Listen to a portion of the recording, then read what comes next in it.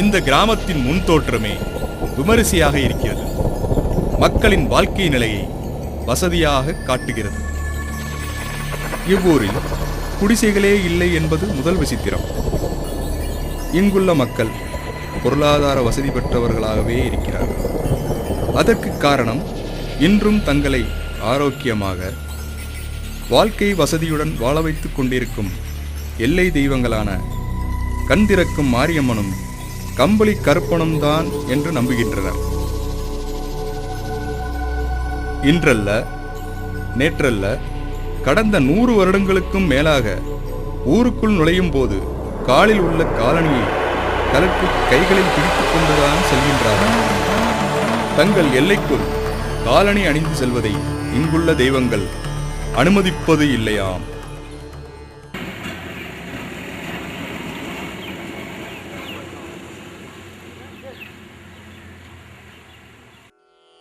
பேருந்திலிருந்து இறங்கி ஊருக்குள் வரும் இவர்கள் தார் சாலையை தாண்டி ஊர் எல்லையை தொட்டவுடன் தன்னிச்சையாக காலில் உள்ள செருப்பை கலற்றி கைகளில் சுமந்து செல்கின்றனர். சைக்கிள் போன்ற இருசக்கர வாகனங்களில் வருபவர்கள் செருப்பணியாமல் அதை தனியாகவோ வண்டியில் வைத்தோ பயணம் செய்கின்றனர்.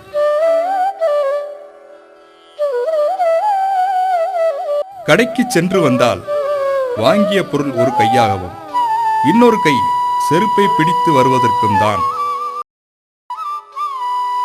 இந்த கட்டுப்பாட்டிற்கு ஊரில் ஆண் பெண் பேதமில்லை, சாதி மத வேறுபாடு இல்லை, ஏழை பணக்காரன் என்ற பாகுபாடும் இல்லை.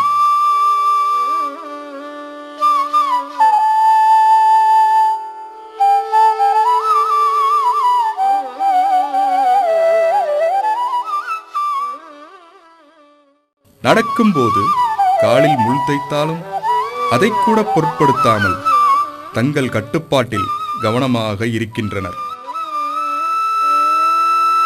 ஊரை விட்டு வெளியே சென்றாலும் வீட்டிலிருந்து ஊர் எல்லையை தாண்டும் வரை இந்த பழக்கம் பாரம்பரியமாகத்தான் தொடர்கிறது.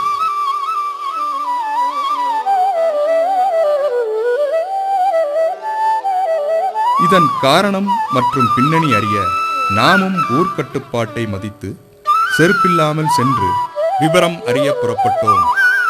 வந்த உடனே செருப்பு கழட்டிக்கிறோம். எங்க ஊருக்குள்ள நுழையிற வரைக்கும் திரும்ப ஊரை விட்டு வெளியில போனாலுமே நாங்க வெளியே போயிடலாம், ஊருக்கு வெளியே கொண்டு போற வரைக்கும் போட மாட்டோம்.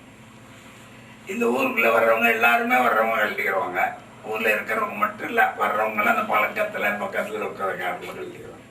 ஒரு தரச்செல்லாம் தெரியாம ஒரு ஆஃபீஸர் போட்டோன்னா சொல்லுவோம், ஐயா அந்த மாதிரி நாங்கள் செருப்பு போடுறதில்ல, நீங்கள் கழட்டிருக்கீங்க. சரின்னு அவங்களும் கழட்டிக்கிடுவாங்க.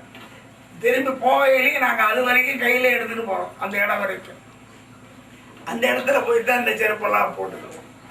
அதுலேருந்து அது அந்த மாதிரி இப்போ எனக்கு தெரிய எங்கள் தகப்பனாடு பாட்டா அவங்க காலத்துலேருந்து இது இருந்தது. இப்போ நேற்று முந்தாநாள் பண்ணுங்க, பெரிய காலத்துலேருந்து வருது. அது இந்த ஊரில் பழக்கத்தை அப்படி இன்னைக்கு வரைக்கும் விடாமல் பண்ணிகிட்டு இருக்காங்க. எல்லாருமே ஒத்துழைப்பு. இப்போ எல்லா சமூகத்தாரும் யார் வந்தாலும் சரி, சரி போடுறவங்க இந்த மாதிரி வகுப்புக்கார நாயக்கெல்லாம் எந்த எத்தனை ஜாதிக்காரர் இருந்தாலும் சரி, இருக்கிறவங்க இந்த ஊரில் இருக்கிறவங்க கூட அங்கே வந்தோடனே கழட்டிக்குவாங்க. யாரும் சொல்ல வேண்டியது, அவங்களே கழட்டிட்டு. சாமி இருக்கு, கருப்பு சாமின்னு பக்கத்தில். கருப்பா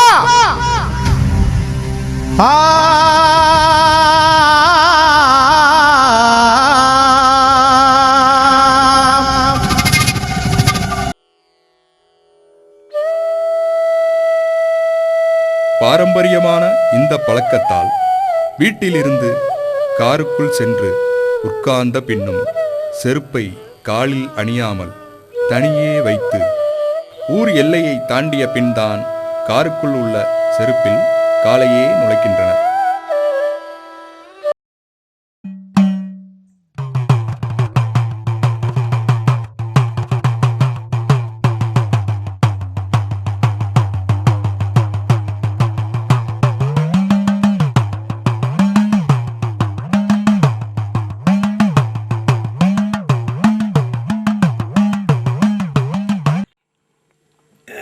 எல்லையை தாண்டிட்டோம்ப்பா, செருப்பு போட்டு இல்லைப்பா.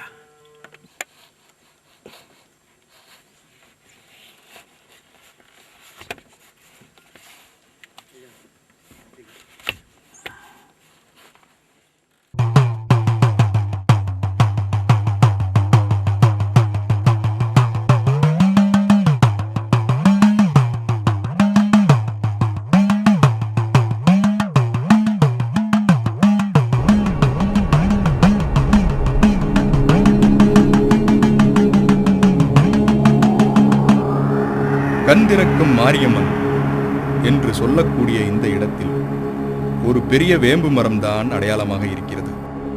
இந்த மரத்தில்தான் அம்மன் குடியேறியதாக இந்த ஊர் மக்கள் நம்புகின்றனர். இதை சுற்றி வந்து வணங்கினால் மாரியம்மன் கண்திறந்து ஆசீர்வதிப்பதாக கூறுகின்றனர். இந்த மரத்தைச் சுற்றி வட்டமாக மேடை அமைத்ததோடு மட்டுமல்லாமல் மரத்தில் யாரும் தெரியாமல் கூட கால்பட்டு விடக்கூடாது என்பதற்காக மரத்தைச் சுற்றி கற்களை போட்டு வைத்துள்ளனர். மின்சாரம் தாமிர கம்பி வழியாக கடப்பதைப் போல இந்த கல்லில் தெரியாமல் கால்பட்டாலும் உடன் அந்த எல்லை அம்மன் கண் திறந்து கோபமடைந்து உடனே அதற்குரிய தண்டனையை அளித்து விடுமாம்.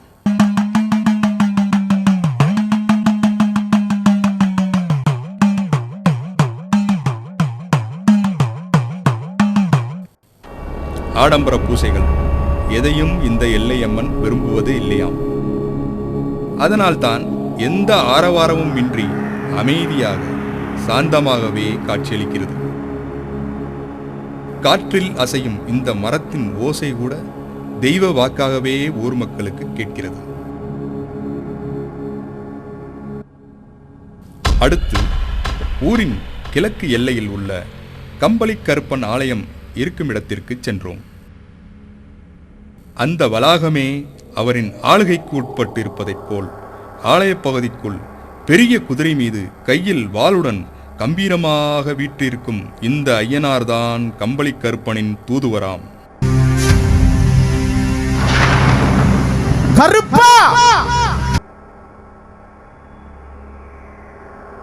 ஊரில் ஏதேனும் தவறு நடந்துவிடாமல் கண்காணிப்பதுதான் இவரது தலையாய வேலை.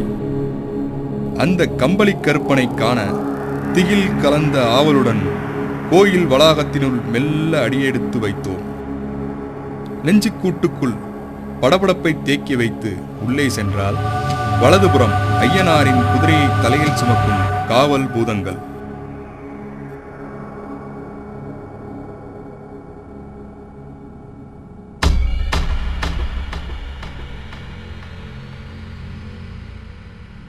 அதேபோல் இடதுபுறத்திலும் வேறொரு தோற்றத்துடன் கூடிய இன்னொரு ஐயனாரும் குதிரை மீதிருந்தார்.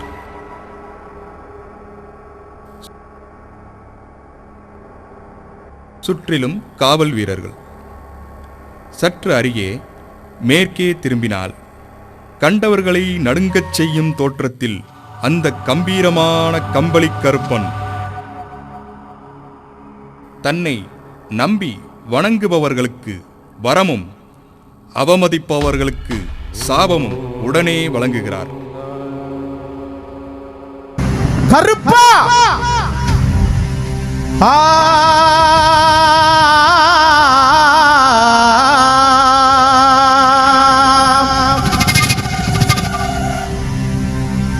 வந்து அந்த ஆட்டுக்காரர் வந்து செருப்பு போட்டு வந்தார். செருப்பு போட்டு வந்தவர் ஐயா கோயில் இருக்குது, செருப்பு போடக்கூடாதுன்னு நான் சொன்னேன். அப்போ கேட்க மாட்டேன்ட்டு என்னையா சாமி வாயை பிறந்தா கடிக்குது அப்படின்ட்டு அவருக்கு போயிட்டார். போனவர் மரத்தில் ஏறி அந்த ஆட்டுக்காரர் காயடிச்சார். காயடிச்சவர் விழுந்து அங்கனே இறந்து போனார்.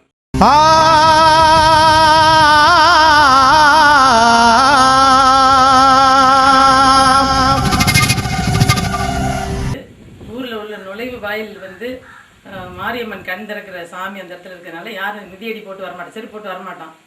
வரும்போது வந்தாலும் அந்த குறிப்பிட்ட எல்கைக்கு அப்புறம் கழட்டி கையில் குத்திக்கிட்டு தான் ஊருக்குள்ளே வருவான். அப்படி மீறி வந்தால் அதுக்குரிய தண்டனை இருக்குன்னு எல்லாருமே சாமிக்கு பயப்படுவான். அதுக்குரிய ஒரு அறிகுறியும் ஏதாவது காட்டிடுவோம்.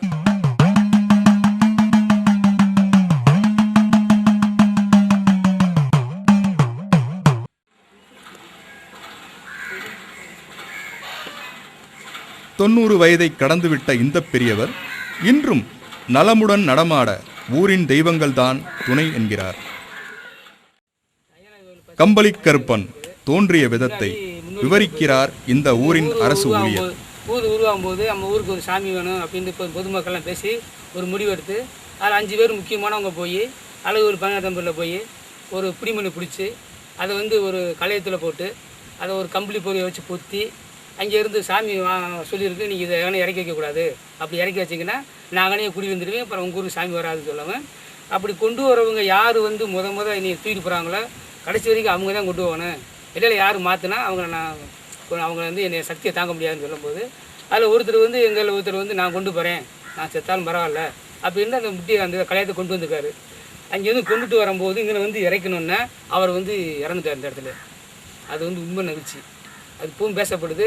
ஒரு 6 வருஷத்துக்கு முன்னாடி வந்து தினத்தந்தி பேப்பரில் ஒரு நியூஸாக வந்து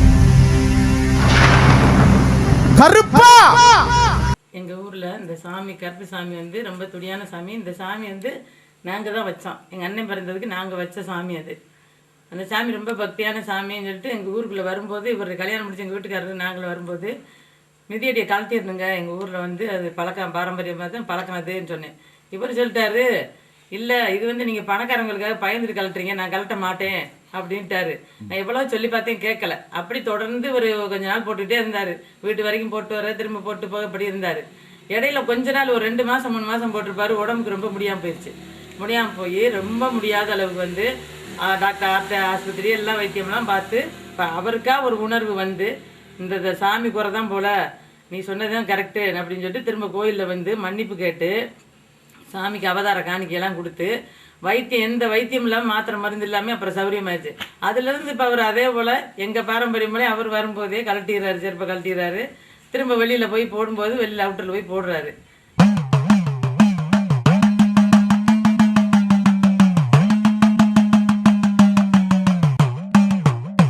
எங்கள் ஊர் பக்கத்தில் வந்து ஒரு 2 கிலோமீட்டரில் காஞ்சரப்பேட்டைன்னு ஒரு ஊர். அந்த ஊரில் தான் போய் அரிசி அரைக்கணும், நெல் எல்லாமே அரைச்சிட்டு வரணும்.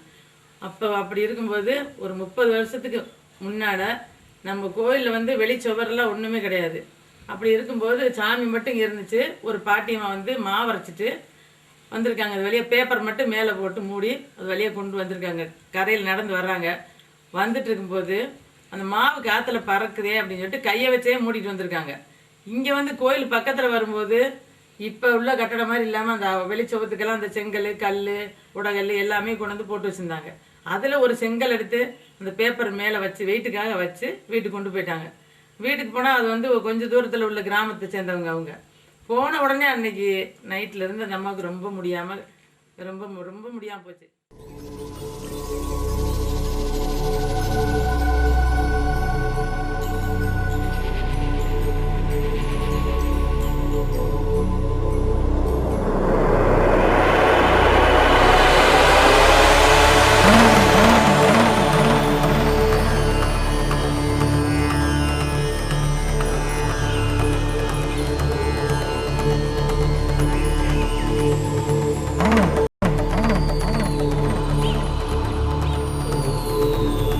தனக்காக கட்டப்படும் கோயிலுக்கு உரிய சிறிய செங்கலை கூட பிறர் எடுக்க அனுமதிப்பதில்லையாம் இந்த கம்பளி கருப்பன்.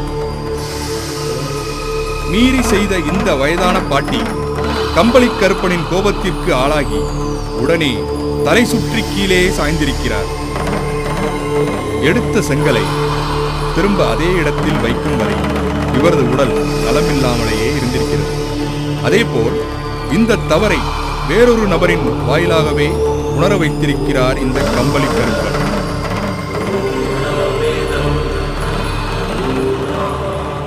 உடனே ஆஸ்பத்திரி கொண்டு போயிருக்காங்க. என்னன்னே தெரியலம்மா, ஒன்றும் இல்லை, ஆனால் உங்களுக்கு உடம்பு முடியல ஆஸ்பத்திரி வச்சு பார்த்துருக்காங்க, ஒன்றும் செய்ய முடியல. அப்போ வந்து எங்கள் கிராமத்து பழக்கம் இந்த கோடாங்கி இதெல்லாம் பார்க்குற பழக்கம் உண்டு. அவங்க போய் இப்படி குறி பார்க்க போகிறோம் அப்படின்னு சொல்லிட்டு குறி பார்க்க போயிருக்காங்க. குறி பார்க்க போகும்போது அந்த கோடாங்கி எடுத்து அடித்த உடனேயே எத்தனையோ பேர் வரிசையில் உட்காந்துருக்காங்க. கரெக்டாக இவங்க குறியை மட்டும் கூப்பிட்டு, நீங்கள் வந்திருக்கீங்க, இந்த ஊருக்காரங்க வந்திருக்கீங்க, நீங்கள் உங்களுக்கு சொல்கிறேன்னு சொல்லி, நீ வந்து அண்டாம்பட்டியில் இருக்க கருப்புசாமி அங்கே இந்த கோயிலுக்கிட்ட இருந்து நீ என்ன எடுத்துகிட்டு வந்தீங்க கரெக்டாக சாமி கேட்டிருக்கு. அப்போ இந்த அம்மா உடம்புக்கு முடியாத அம்மா வீட்டில் இருக்காங்க. போனவங்களுக்கு தெரியலையே சாமி, என்னன்னு தெரியலையே, நாங்கள் வீட்டில் போய் கேட்டால் தான் தெரியும், நாங்கள் போய் கேட்குறோம் அப்படின்னா நீ போய் கேளு. அது என்ன எடுத்துகிட்டு வந்தாங்களோ அதை கொண்டு போய் அந்த எல்கையிலேயே போட்டுட்டு அதுக்கு என்ன செய்ய சொல்கிறாங்களோ அந்த கோயிலில் உள்ள பூசாரிட்ட கேட்டு அதுக்குரிய அதை செஞ்சுட்டு வா, தன்னால் சௌரியமாயிரும் அப்படின்னு சொல்லி அந்த கோடாங்கிக்காரங்க சொல்லிட்டாங்க. உடனே வந்து வீட்டில் வந்து அந்த அம்மா அந்த உடம்புக்கு முடியாதவங்ககிட்ட கேட்டால் அந்த அம்மா யோசித்து, ஆமாம் மாவரைச்சம்போ ஒரு செங்கல் தான் எடுத்து வச்சேன்ப்பா, நான் வேற ஒன்றும் எடுத்துகிட்டு வரல அப்படின்னு சொல்லியிருக்காங்க. உடனே அந்த செங்கலை தேடி பிடிச்சி வீட்டு நல்ல வேலை பக்கத்தில் போட்டு வந்துருக்காங்க வெளியில். அதை எடுத்துகிட்டு கொண்டு வந்து இங்கே கோயிலில் கொண்டு வந்து வச்சு கும்பிட்டு, சாமி நாங்கள் தெரியாமல் எடுத்துகிட்டு போயிட்டேன், மன்னிச்சுக்கங்கன்னு சொல்லி அதுக்கு அவதார காணிக்கை கொடுத்து கும்பிட்டு விழுந்து இந்த மடை எங்கள் கோயிலுக்கு முன்னாடி இருக்க மடையில் குளிச்சுட்டு எல்லாம் செஞ்சு அதுக்குரிய பரிகாரம்லாம் செஞ்ச பிறகு அந்த அம்மா நல்லபடியாக சௌரியமாகி திரும்ப வந்து பொங்கல்லாம் வச்சு சாமி போட்டு போனாங்க.